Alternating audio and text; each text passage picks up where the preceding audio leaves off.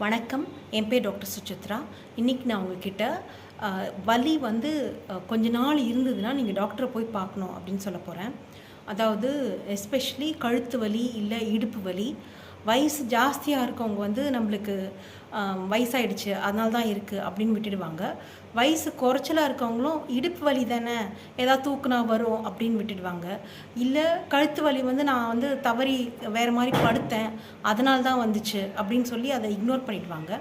இந்த மாதிரி ஆகலாம். ஆனால் நீங்கள் வந்து 3 மாதத்துக்கு மேலே தொடர்ந்து ஒரு வலி வந்து போகுது, இல்லை இருந்துகிட்டே இருக்குது அப்படின்னா கட்டாயம் டாக்டரை போய் பார்க்கணும்.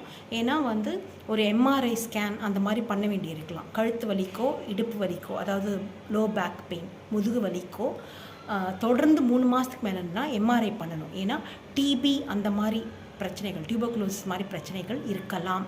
அதுக்காக. வணக்கம்.